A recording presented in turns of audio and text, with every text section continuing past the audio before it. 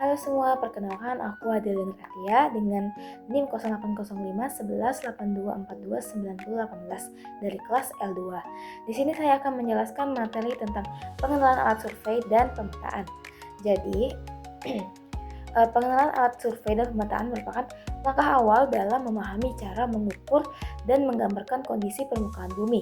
Survei sendiri adalah kegiatan pengumpulan data dari lapangan, sedangkan pemetaan itu proses pengolahan data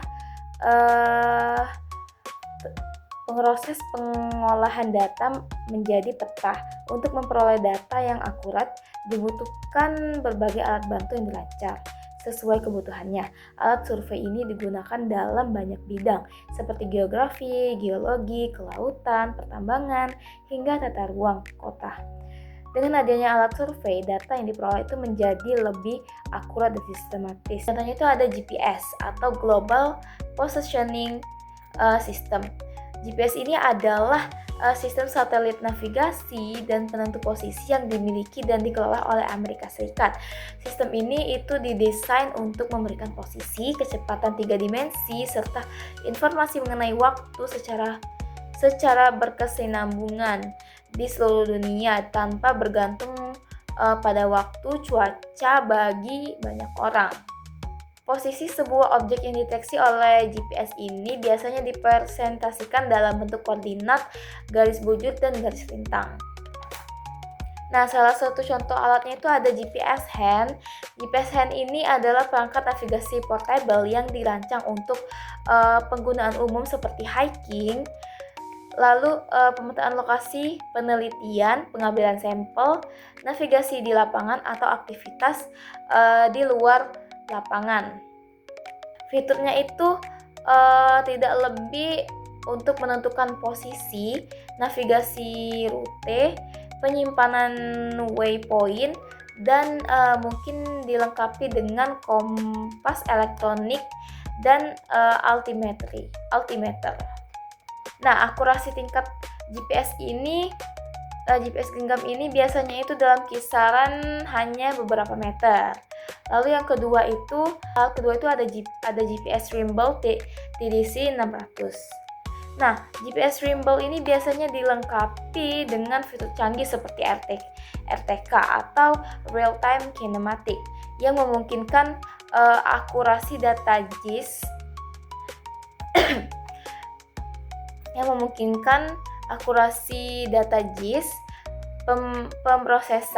pemrosesan data pasca pengambilan, dan dukungan untuk pengambilan aplikasi geospasial yang kompleks. Nah, akurasinya itu memiliki akurasi yang jauh lebih tinggi dibandingkan dengan GPS genggam biasa karena ditunjukkan untuk aplikasi yang membutuhkan presisi. Fungsi lainnya itu dapat mengumpulkan sinyal yang ditransmisikan satelit sehingga mampu memberikan informasi lokasi sebagai penunjuk dan penampilan posisi, memberikan informasi jarak tempuh yang didapat dari satelit, dan sebagainya. Lalu ada kompas. Kompas itu adalah alat navigasi untuk menentukan arah yang bebas, menyelaraskan dirinya dengan medan magnet bumi secara akurat. Kompas itu terbagi menjadi dua, yaitu kompas analog dan kompas digital. Perbedaan kompas analog dan kompas digital ini terletak pada komponennya atau materi yang digunakan. Pada kompas analog itu menggunakan jarum atau lempengan besi sebagai penunjuk arah. Sedangkan pada kompas digital itu menggunakan komponen-komponen elektronika seperti sensor magnet. Jadi kompas analog ini terdiri dari beberapa jenis, yaitu ada kompas lensa, kompas bidik, dan kompas orientering. Kompas bidik ini memiliki bagian-bagiannya itu seperti dial, tutup dial, visir, kaca pembesar, jarum penunjuk, dan juga alat penggantung. Sekianlah penjelasan dari saya. Jadi kesimpulannya itu GPS dan kompas itu adalah alat penting dalam survei pemetaan. GPS itu digunakan untuk mengetahui posisi dan koordinat suatu tempat dengan bantuan satelit. Sedangkan kompas itu berfungsi untuk menentukan arah mata angin di lapangan. Bagian GPS itu terdiri dari layar, tombol navigasi, dan antena. Sementara kompas itu memiliki jarum magnet, skala arah, dan petunjuk utara. Dalam penggunaannya itu, GPS itu membantu merekam titik lokasi dari jarak, sedangkan kompas itu digunakan untuk orientasi arah serta membuat lintasan. Kedua alat ini saling melengkapi agar pemetaan itu menjadi lebih akurat dan mudah dilakukan. Lalu sarannya itu adalah untuk pemateri itu mungkin untuk penjelasannya itu sedikit pelan-pelan, karena kemarin itu saat praktikum itu terlalu terburu-buru, serta saat mengenalkan alat-alat itu kami yang di belakang itu tidak kelihatan.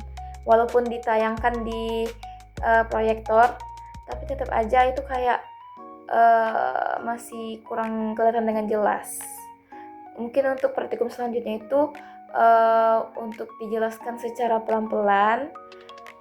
Mungkin untuk praktikum selanjutnya itu untuk dijelaskan dengan secara pelan-pelan, dan juga untuk praktikan itu agak berisik dan kurang kondusif.